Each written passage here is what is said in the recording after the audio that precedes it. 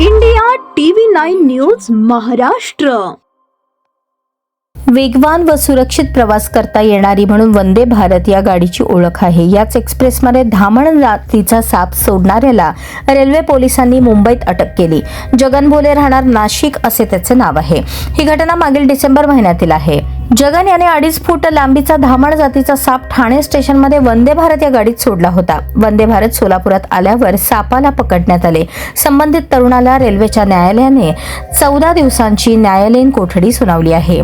गाडी क्रमांक 22-225 या वंदे भारत एक्सप्रेसच्या C16 कोच मधील स्वच्छतागृहात धामण जातीचा साप आढळला. हा साप वंदे भारत मध्ये कसा पोहोचला याचा तपास करण्यासाठी गाडीतील सीसीटीव्हीचे चित्रीकरण तपासण्यात आले. यात जगन भोले हा तरुण ठाणे स्थानकात गाडीत साप सोडतानाचे स्पष्टपणे चित्रीकरण दिसून आले. पुढे कर्जत स्थानकात प्रवाशांना स्वच्छतागृहात हा साप दिसून आला, पण नंतर साप आढळला नाही. पुढे पुणे स्थानकातही साप शोधला, तिथेही साप सापडला नाही. सोलापूर येथील स्थानकावर गाडी पोहोचताच सर्पमित्रांची मदत घेण्यात आली आणि त्यांनी सापाला पकडले.